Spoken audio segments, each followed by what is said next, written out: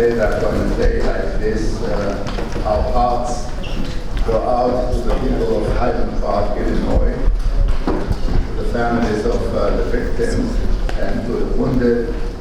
We wish them all speedy recovery. Thank you very much for coming this morning to the Hebrew University of Jerusalem for what promises to be a very special morning. This is a joint project, a joint conference of the Embassy of the United States of America in Jerusalem, the Ministry of Foreign Affairs, the Ministry of Diaspora Affairs, and the Hebrew University of Jerusalem, all dealing with contemporary anti-Semitism. We do have with us, I think, the most impressive group of people to present and to discuss the topic. I do realize that I will most probably need all the time we have this morning just to present their credentials and to present our speakers. So I'll just say that almost all of them have a very significant chapter of Hebrew University in their bio. Except for you, Tom. We'll have to work on it. We'll do something. So we are very, very happy to have with us this morning, first of all, Ambassador Deborah Lipstadt.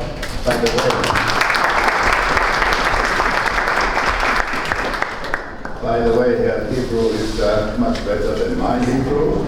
She is the United States Special Envoy to monitor and combat anti-Semitism. Among many things in her biography is the fact that she was a research fellow here at this university at the Center for Against Anti-Semitism. So we're very happy and very pleased to host you here at your home. Thank you very much. We do have with us also the one and only Ambassador Niles, the Ambassador of the United States. A very close friend, even though he's not an alum of this university. We like him very much. We have Nachman Shai, Minister Shai. His doctorate is from another university, that's why I didn't mention the doctor, but he is an alum of this university.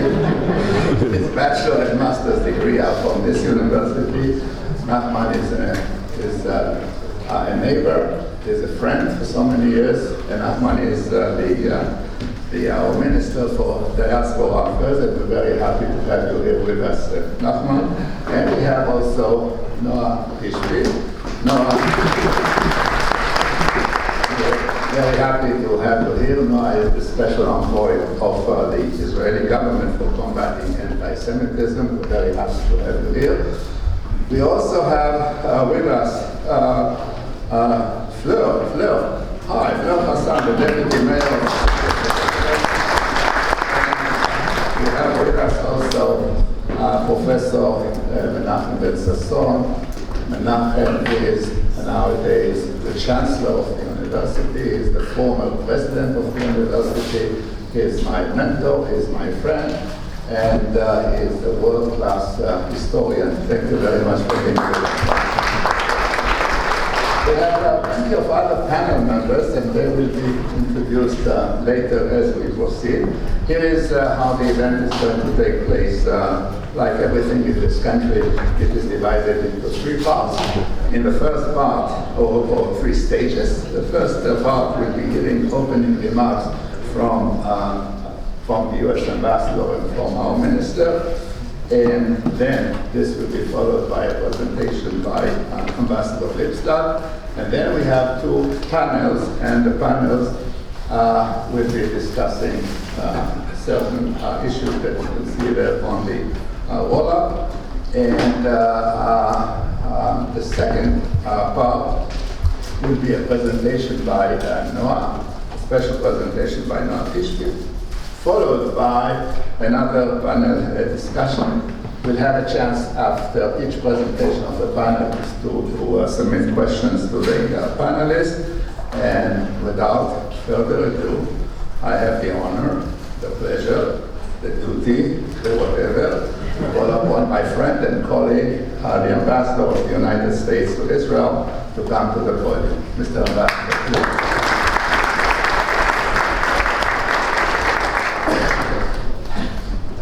Why are we laughing? It's fine.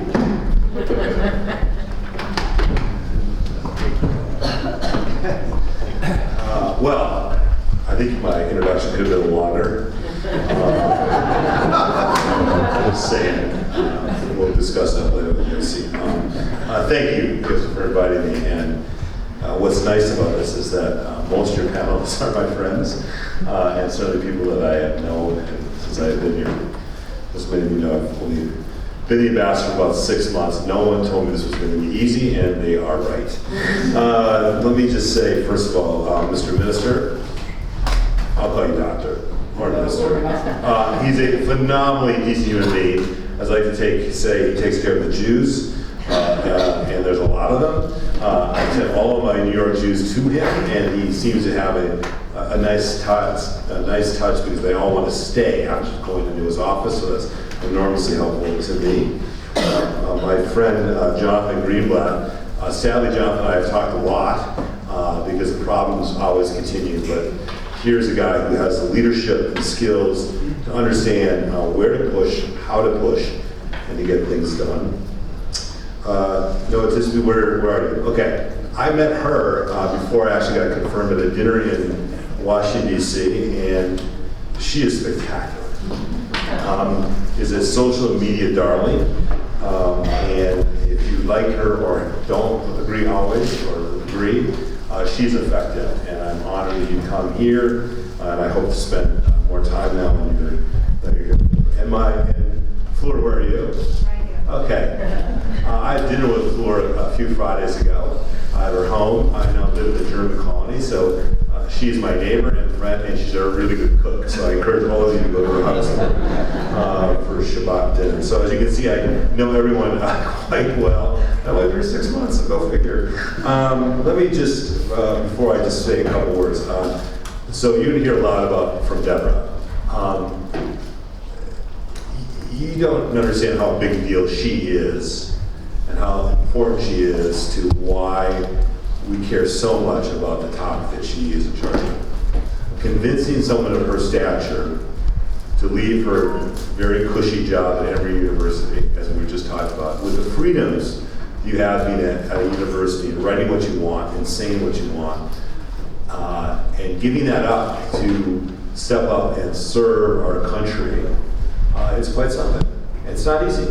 And she now has a voice on a topic that's on top of everyone's mind. But as you'll hear from her, I think, you'll understand it's not just about speaking out.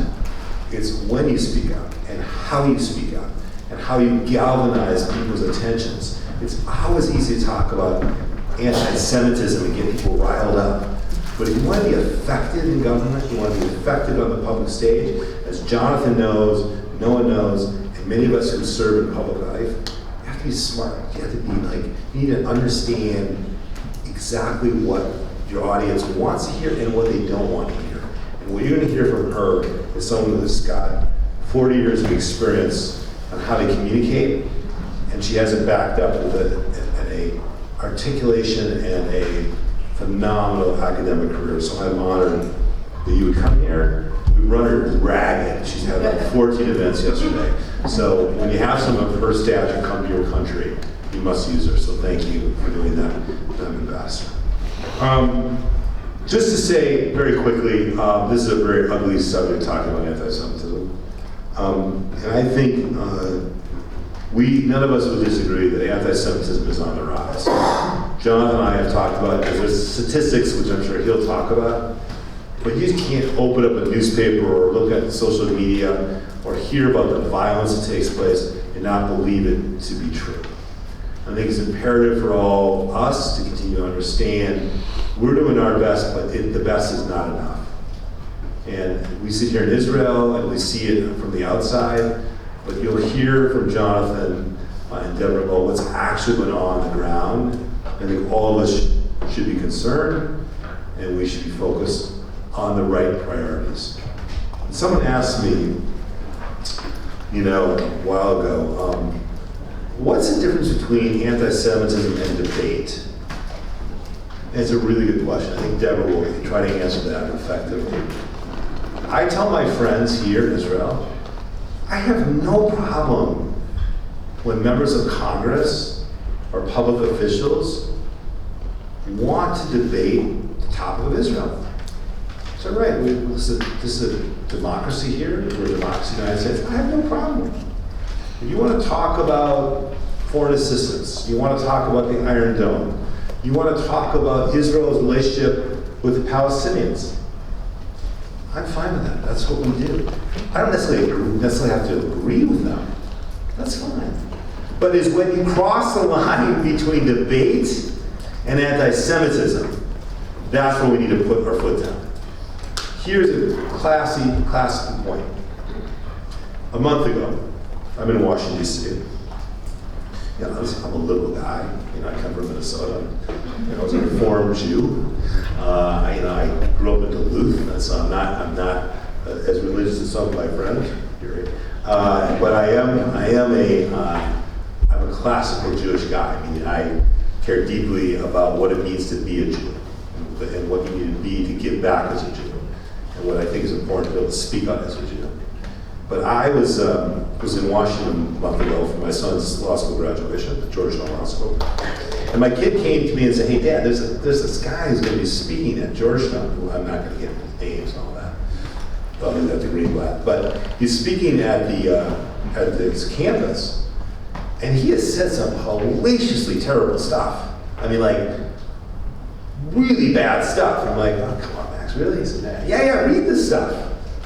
I'm like, that is really bad. That is across the line. There's no, you can be pro-Palestinian and be pro-Israel. There's no reason why you can't be both. But when your position as it relates to your Israel position is about Jews, about their behavior, about what they do, that's a line that you cannot cross. I said, okay, Max, why don't I come with you to the university? I'll go talk to the university president with you. He goes, oh, Dad, man, that's not cool. That's going to really screw me up. I said, you already graduated from law school. Who cares? And so I called Greenblatt, and I said, hey, John, what do you think? He goes, yeah, this guy's not great. And immediately he started tweeting out stuff on his Twitter account, and it caught on. Now, they debated canceling the speech, which they didn't ultimately do. But that's what we need to do. That's exactly what we need to do. We need to determine where speech, First Amendment rights, university dialogue crosses the line. There was no reason for him to be at that university. He had been turned down at other universities, okay?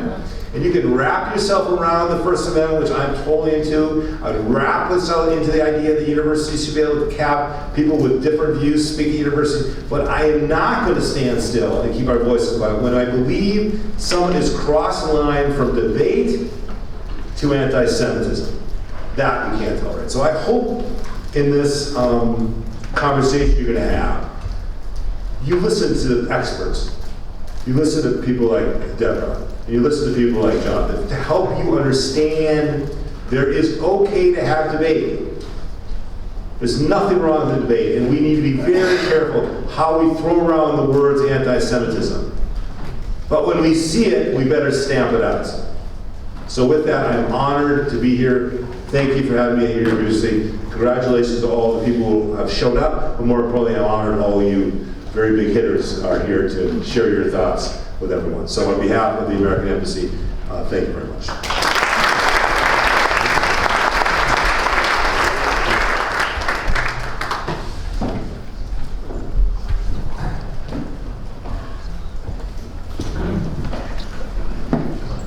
Thank you, Mr. Ambassador, and I have the distinct pleasure of calling on Minister Nachman Shai. Nachman, please.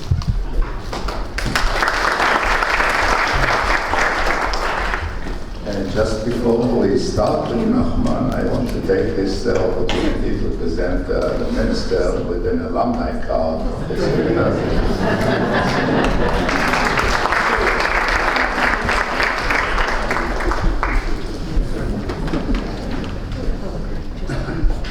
well. I've never been able to study in Har Tzofim because I won't find my way from the parking lot. I've tried it once or twice and I lost hope. So I need always someone from the university to show me around. Come to Givat Ram, it's a better campus. Anyhow, good morning everyone.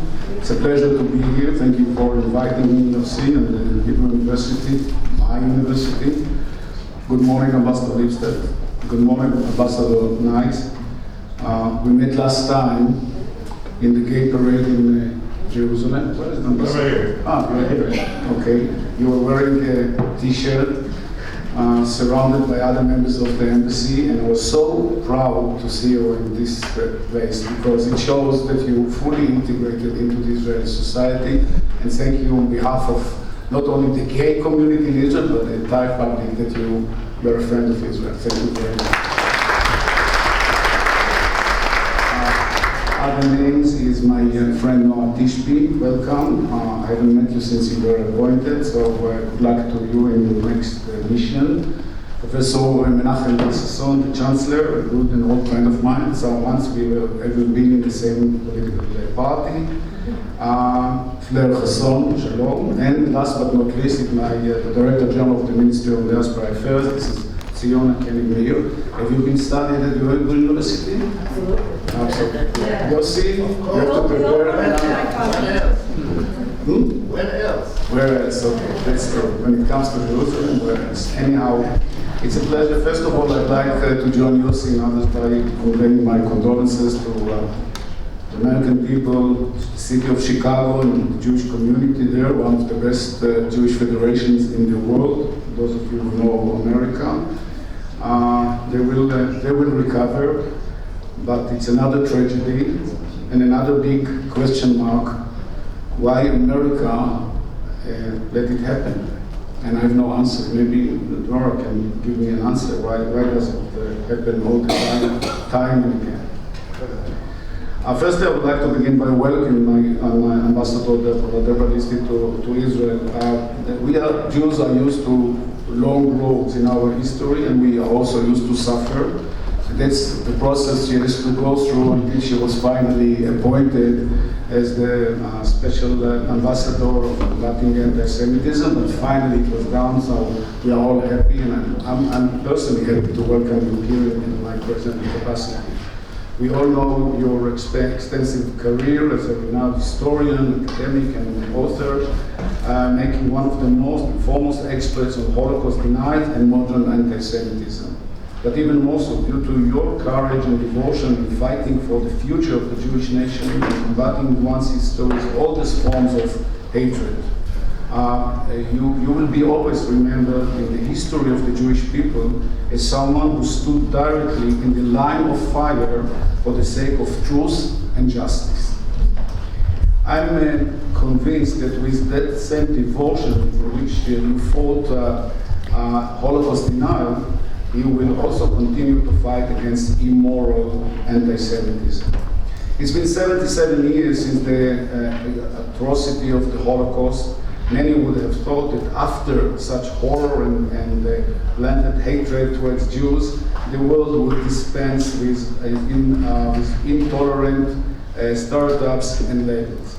Yet, here we are 77 years later at a conference aimed at learning about new tools to combat contemporary anti-Semitism.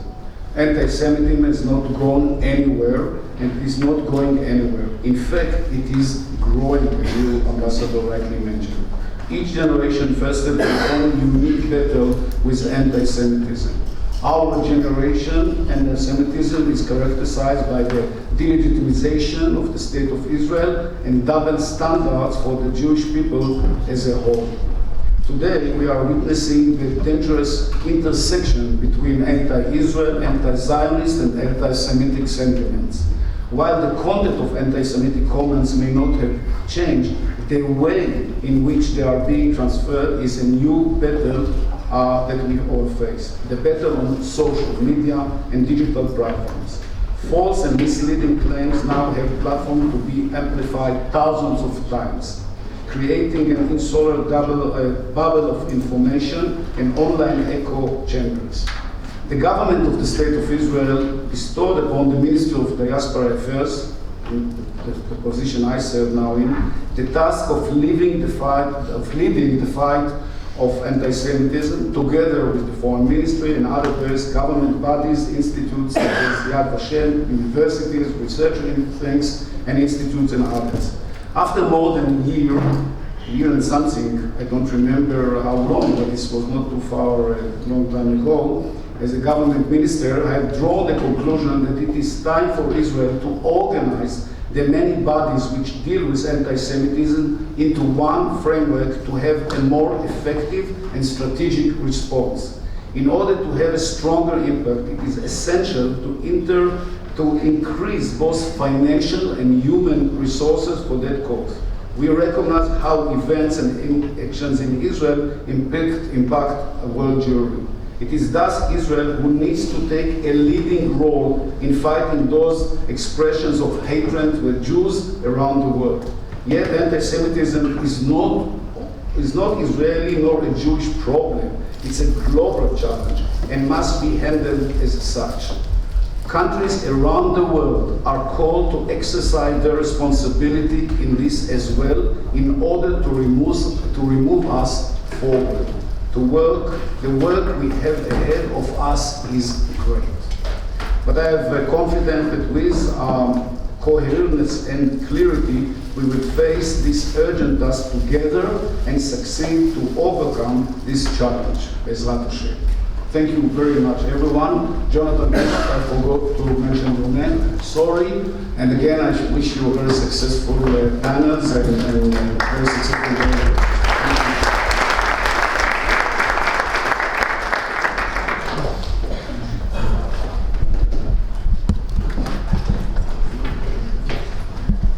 Well, thank you, Mr. Minister, for taking the time at what must be a very busy primaries, elections, and so forth for you. Thank you for being with us. And I have now